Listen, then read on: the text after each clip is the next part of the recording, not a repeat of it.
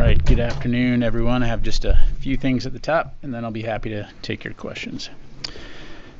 First, taking a look at the Middle East region, the department continues to maintain a robust force posture throughout the U.S. European Command and U.S. Central Command areas of responsibility to protect U.S. forces, enable our support for the defense of Israel, and to ensure the United States is prepared to respond to various contingencies. As we've discussed previously, U.S. forces in the region include, but aren't limited to, an amphibious ready group and Marine Expeditionary Unit, multiple destroyers, fighter aircraft, and carrier strike group presence. Of note, following a period of dual carrier coverage by the Theodore Roosevelt CSG and the Abraham Lincoln CSG in the CENTCOM region, the Theodore Roosevelt has departed and begun its transit into the Indo-Pacific Command area of operations. As we have been since the beginning of the crisis in the Middle East following Hamas's vicious October 7 attacks, we remain intensely focused on working with regional partners to de-escalate tensions and deterring a wider regional conflict. The United States also remains very focused on securing a ceasefire as part of a hostage deal to bring all of the hostages home and to end the war in Gaza. Closer to home, as you may have seen reported, what is now called Tropical Storm Francine made landfall in Louisiana yesterday as a Category 2 hurricane, bringing storm surges, flash and urban flooding, hurricane-force winds, and tornado watches. The governor of Louisiana declared a state emergency earlier this week and brought nearly 3,000 Louisiana National Guardsmen onto state active duty. These guardsmen, along with 134 high-wheeled vehicles, 65 watercraft, and 32 Army Guard helicopters, were positioned around the state to support response and recovery operations. As of this morning, 5 parishes are still under mandatory evacuation and more than 390,000 homes are without power. For more information about the response and recovery, I would encourage you to reach out to the Louisiana National Guard. And finally, Secretary Austin will travel to Maxwell Air Force Base, Alabama tomorrow and will accompany First Lady Dr. Jill Biden to highlight the new universal pre-kindergarten program being implemented at Department of Defense Education Activity Schools. Secretary Austin will also provide remarks at Maxwell to announce the multiple new initiatives in support of his Taking Care of People effort, emphasizing the department's commitment to the overall well-being and quality of life of our service members and their families. We'll have much more to provide tomorrow, but you can anticipate these new initiatives will be focused on actions that improve the quality of life for our service members, enhance their economic security, support the careers of military spouses, and make moves to new assignments easier. And with that, I'll be glad to take your questions. I'll start with Tara, AP. Thanks, General Ryder. On Ukraine, you've seen in the last day or so Secretary Blinken say that the door may be opening a little bit to the U.S. considering giving Ukraine more long-range strike options or loosening restrictions. But we heard pretty clearly from Secretary Austin last week that he's not in favor of this. Is that thinking changing? Is the building now considering giving Ukraine more long-range strike options? Yeah, I've certainly seen the press reports on that. I would tell you there has been no change to our policy. I don't have anything to announce, and certainly if there are any changes, we'll let you know. But as of today, that policy has not changed.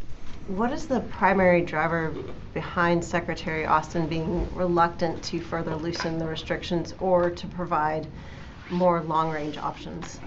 Yeah, well, I mean, first of all, again, this is our policy, right? And we've, of course, worked with the Ukrainians to ensure that they have the ability to conduct cross-border counterfire defensive strikes to defend their troops that are being attacked from across the border in Russia. We are very, very much focused, and we've talked about this before, on ensuring that Ukraine has what it needs to be able to preserve its sovereignty and take back occupied territory. And that's going to continue to be our focus. The bottom line is we want to see Ukraine win in this conflict. And when they feel that it's time, Ukraine feels that it's time to go to the negotiating table, we want them to do so with as strong a hand as possible. And I would point you to Secretary Austin's comments at Ramstein last week, where he highlighted there is no one capability, there is no silver bullet that is going to enable Ukraine to succeed. It's about taking all of the capabilities that they have and employing them in a way that gets them closer to success and having that stronger hand at the negotiating table. So again, as this battlefield has evolved, our support to Ukraine has evolved.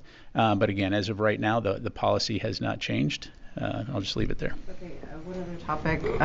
On Syria, there are reports that Israel conducted a raid against and obtained some IRGC documents and whatnot in Syria. Can you confirm this? Yeah, again, seen those press reports, but I'd refer you to the Israelis for any questions about their operations. Thanks. Jennifer. Pat, I have some questions about the M1 Abrams tanks. Have they been used on the battlefield in Ukraine, and if so, how many?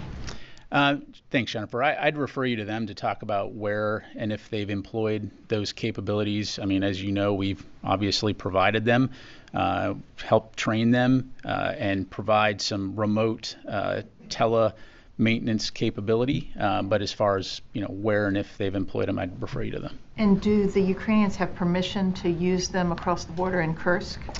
Well, as I highlighted, I mean, what we've agreed to with the Ukrainians is that they can use U.S. security assistance to conduct counterfire, defend themselves from potential Russian attacks or actual Russian attacks from across the border. But when it comes to the capabilities that they're employing, I'd refer you to them. And overall, are they making a difference? There was a lot of debate at the time when they were being approved. Are the M1 Abrams tanks making a difference? Well, again, I'd kind of take a step back and say, first of all, that's a question that the Ukrainians would have to answer. I would tell you again, though, that it's not about one singular capability. It's about how you take all of the capabilities, whether it be air defense, armor, artillery, and training, and combine all those together to create capabilities that support your strategic and operational objectives. And so certainly we've seen the Ukrainians fight very courageously, very creatively,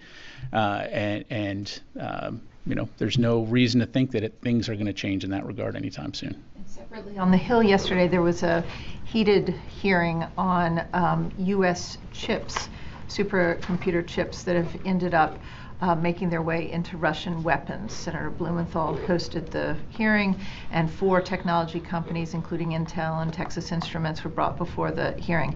Why? First of all, is the Department of Defense concerned about American technology ending up in Russian weapons still 2.5 years into the war? And what can you do to stop it, and why haven't you been able to stop it? Well, broadly speaking, Jennifer, as you know, there has been an interagency effort to place sanctions on Russia to prevent those kinds of activities from occurring. So I'd refer you to my colleagues at Commerce to talk more about those particular efforts. But that's something that the Department of Defense will continue to work closely with our interagency partners to prevent. Because again, certainly we don't want to see American technologies being used in places like Ukraine against Ukrainian citizens. Thank you. Constantine. Thanks, Pat. The USS Roosevelt, you mentioned she's chopped into the Indo-Pacific. Is it safe to say that she is on her way home? Are you able to say whether she's returning home? As a matter of policy, Constantine, we're not going to talk about future deployment timelines. It's going to the Indo-Pacific AOR, and I'll just leave it there. And just one quick follow-up. Are there any plans or conversations to have a 2-carrier presence in CENTCOM to replace the TR? I don't have anything to announce right now. Again, the amazing thing about the U.S. military is our ability to surge and provide forces wherever we need to. But as I highlighted at the top, we have a significant amount of capability in the U.S. Central Command and U.S. European Command areas of responsibility. Let me go to this side of the room. Yes, sir. Thank you very much, General. Recently, the United States and Greek Cypriots have signed a bilateral defense agreement, and Turkish foreign and defense ministries have, quote, strongly condemned, unquote, the signing of this agreement. The US has historically taken a neutral and impartial position on the island. Would you now say that the US has done away with their impartiality? I appreciate the question. I'd have to refer you to State Department to discuss the diplomatic discussions on that. But the Department of Defense has signed this agreement, and the Assistant Secretary was there this week. So what does it say from a military perspective, from the DoD perspective, that this was signed?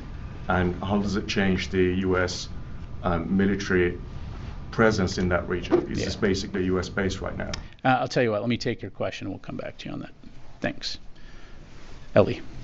How much money is left from the supplemental for the presidential drawdown, and does that money expire at the end of the month?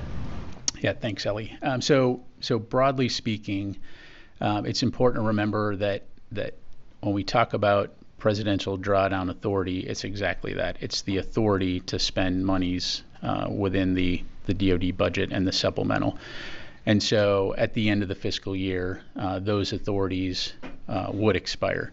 And so right now, we're continuing to work with Congress to see about getting those authorities extended to enable us to continue to draw down packages. And so in the meantime, you're going to continue to see drawdown packages, but we'll have much more to provide on that in the near future.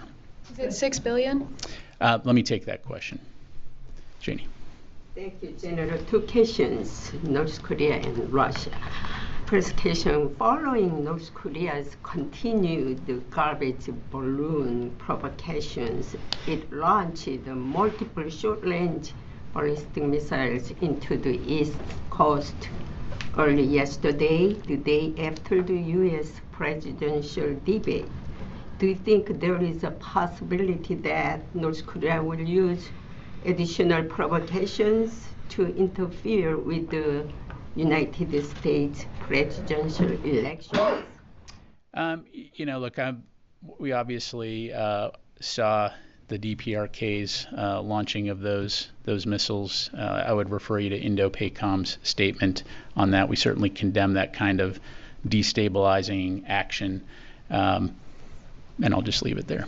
On Russia, Russian Ministry of Defense said it could use nuclear weapons if Ukraine attacked the Russian mainland with the U.S. long-range missiles. What is your reaction on this? Yeah, well, this kind of nuclear saber rattling isn't new. It's very irresponsible. It's dangerous.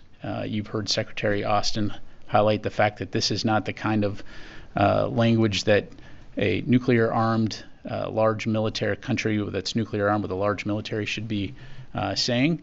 All that to say, we have not seen anything at this point that would indicate that we need to adjust our strategic force posture. So we'll continue to monitor that, but at this point, there's been no change to our posture. Let me go to the phone here. Missy Ryan, Washington Post. Hey, Pat, thank you. Just going to ask you a question you've been asked previously in the past week about Iraq and the statements by the Iraqi government about the apparent agreement to withdraw U.S. forces over the next 2 years.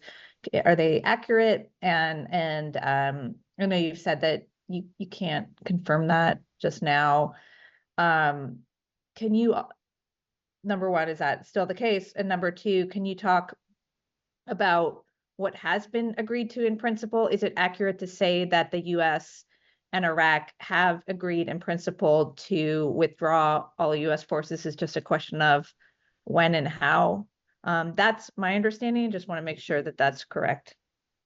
Yeah, thanks, Missy. So yes, to answer your question with your question, I don't have anything new to announce.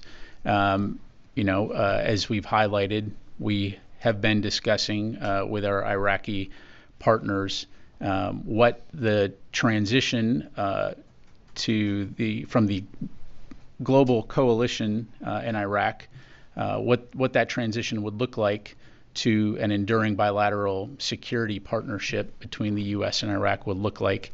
Again, we'll keep you fully informed when we have something to announce, but as of right now, I do not have any updates to provide. Thank you. Let me go to JJ Green, WTOP. General, thank you. Ukraine's President Zelensky said a little earlier today that they believe Russia's begun a counteroffensive in the Kursk region, and I'm interested in knowing what the Pentagon, thinks this means for this conflict when you consider what we've learned from the building and from U.S. intelligence about Russia gathering weapons as well, including ballistic missiles from Iran in recent days, and how this impacts the future and the U.S. plans to support Russia. Yeah, thanks, JJ. What we have seen is Russian units beginning to try to conduct some type of counter-offensive in the Kursk region. At this stage, I would say that it's marginal, but something obviously that we're keeping an eye on. And then I'm sorry, the second part of your question. Just how the building might view this activity, what you just mentioned, what you've seen in the context of getting these weapons, which we were told this week the U.S. has proof of from Iran, the ballistic missiles, and there are other plans to try to essentially attack Ukraine's energy infrastructure as winter comes. Sure. So first of all, with the caveat that I'm not going to discuss intelligence from the podium here, nor am I going to provide a daily update on Russian employment of various capabilities. As of right now, we have not seen them employ those Iranian missiles yet, although one can expect that they would in the relatively near future.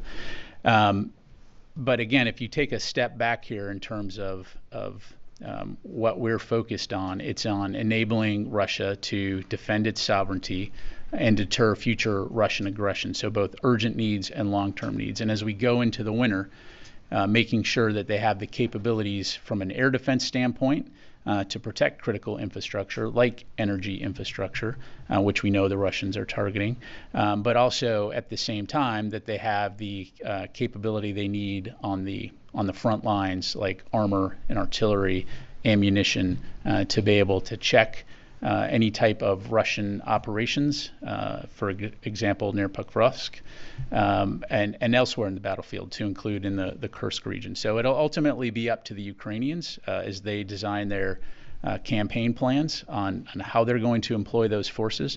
But certainly our focus is on ensuring that they win and that they have the upper hand when and if they decide they want to go to the negotiating table. Let me go to Howard Altman.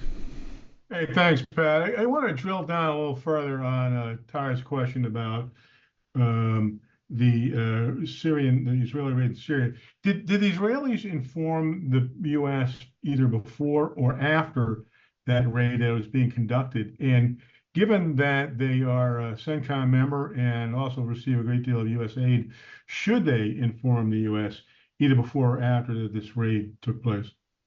Thanks, Howard. Again, I mean, I've seen that press reporting, but for any questions as it relates to any Israeli operations, I'm really just going to have to refer you to them. I just don't have anything to provide on that. Let me come back to the room. Yes, sir. Hi, for Daniele Compagangelo for the Italian television. Thank you, General, for taking the question. I have a question regarding the strike of the Israeli on the school in Gaza a few hours ago. Okay. There was some reports we read in Europe some report about France and Germany and the Great Britain deciding to provide less weapons from now on to Israel because of this fact that keep happening. What is the position of the U.S. in light, from the military perspective, in light of what just happened? If you have anything to say. Sure. So a few things. So first of all, I don't have any information to provide on the particular strikes that you're referencing, other than to say that from the very beginning of Israel's operations, we've been very clear about the importance of taking civilian safety into account, both from a planning and operations standpoint, and both publicly and privately. And I would point you to Secretary Austin's public comments and to the readouts that we've issued. This is a topic of frequent discussion between him and his Israeli counterpart.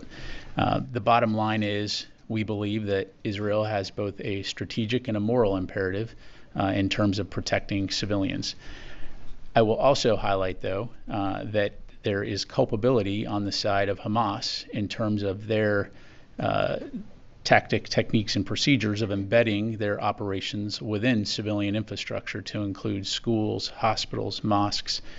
We just recently saw, when they executed 6 hostages in their tunnel network underneath Gaza, the extensive amount of infrastructure, money, resources that they've spent on building this massive tunnel network, which is approximately the size of New York City. And instead of using those funds and using those resources to help the Palestinian people, they've instead created a tunnel network to conduct combat ops from.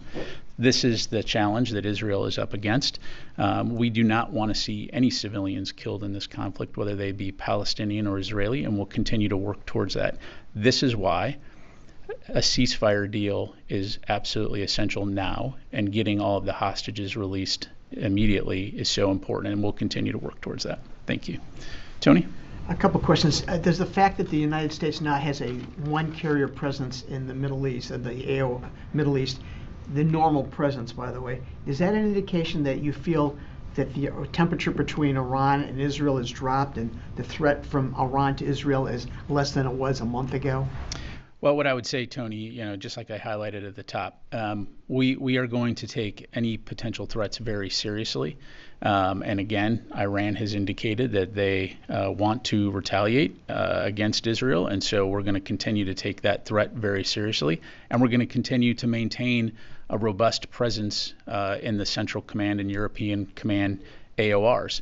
And so that's not going to change. And we're going to, again, maintain, as we always have, the ability to surge forces or capabilities anywhere in the world we need them, when we need them. What's the rationale for moving the carrier group then back to the Indo-Pacific? Well, I mean, again, broadly speaking, when you look at fleet management, you've got to take into account things like the readiness of our various ships, aircraft, and so that's always going to be something that's worked into the calculus, and so you're going to always see things coming and going out of the theater based on those kinds of considerations. But also, as we demonstrated, we have the ability to provide dual coverage should we need to do that. Can I ask you a question on the continuing resolution that the Secretary warned about the other day? Sure. You've lived under this umbrella for a number of years.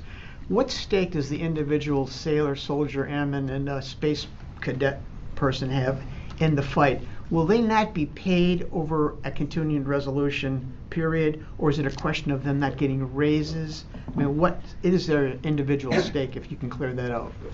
Yeah, so first of all, in the event of a continuing resolution, military members will get paid. I mean, that is a legal requirement from the Congress that they will get paid.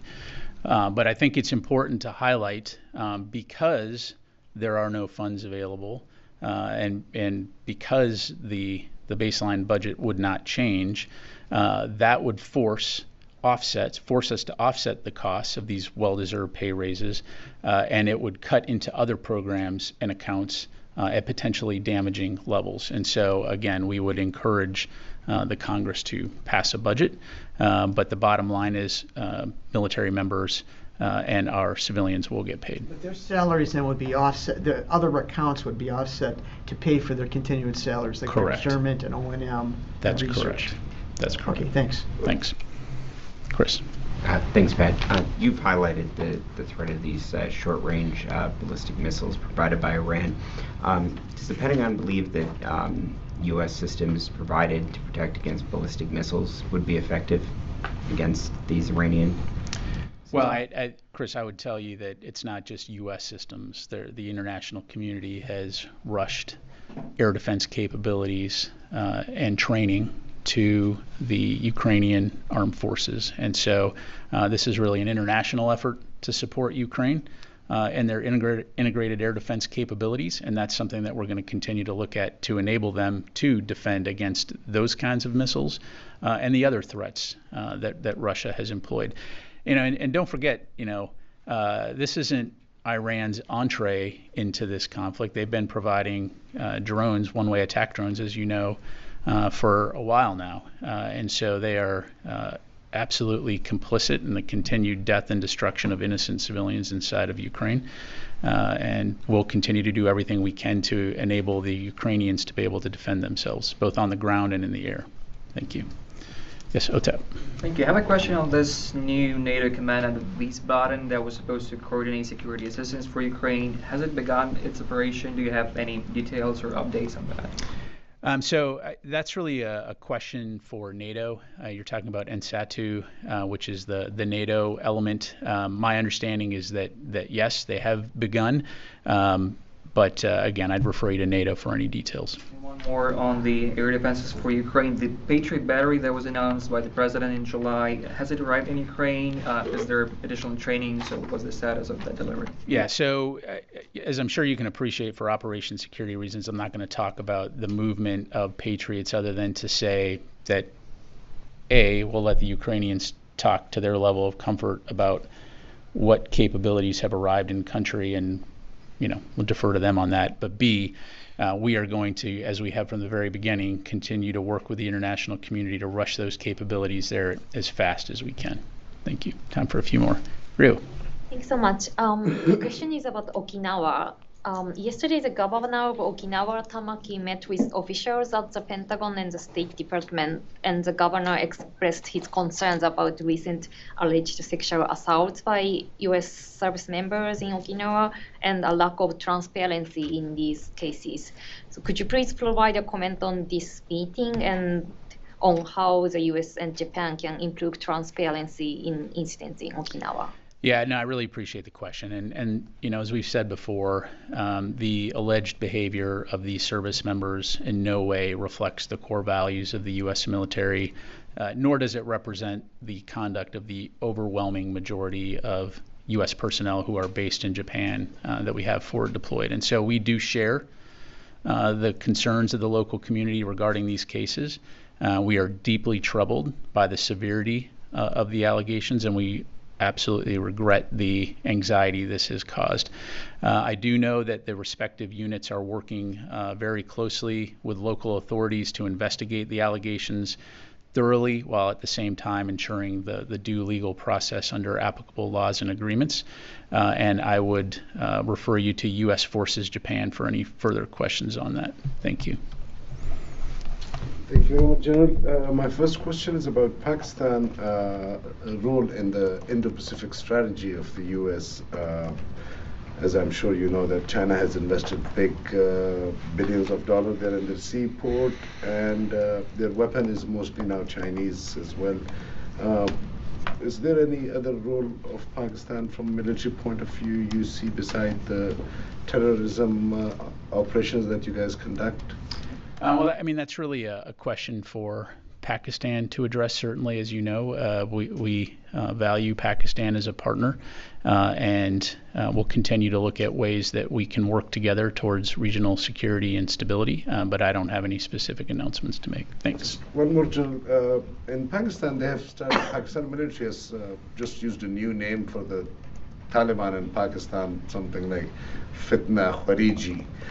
And that reminded me of Shakespeare quote, which said that, "What's in a name that which we call a rose by any other name would smell as sweet?" So just to America, their change of name makes a difference. I mean, a terrorist organization. What else? Yeah, I mean, that's really, again, a question for the Pakistani government to address. I'm not going to get into what's really a domestic decision on terminology, but okay. Last question, yes, sir. Thank you so much, General. Can you provide us some details about the Pentagon delegation that talks with Chinese? The details, I'm sorry, in the delegation from the Pentagon is going to hold a meeting with Chinese partners in China. So that's the Pentagon's website says. Are you talking about the Zhejiang Forum? Yes. Okay. Yes, we did send a representative. We responded to an invitation from the PRC, and so yes, we did, and we've done that in the past as well. So is there any indications that the tension is gonna be like before that in some certain points many people were talking about a possible war or something, or a cyber war between the United States and China over Taiwan. So do you think that is not a high possibility anymore? Well, look, Secretary Austin's been pretty clear. We do not believe that conflict is inevitable or imminent, our focus is on maintaining open lines of communication to prevent potential miscalculation or from competition from veering into conflict. And so I think that these types of venues are very important to enable that communication to continue. As we talked about earlier in the week, you had the Indo-Pacific commander talking to his theater counterpart. And so we'll continue to look at those kinds of opportunities to keep those lines of communication. At the end of the day, what we're focused on is working with partners throughout the region and throughout the world to ensure security and stability, peace and prosperity for everyone. And so we'll just leave it there. All right. Thank you very much, everybody. Appreciate it.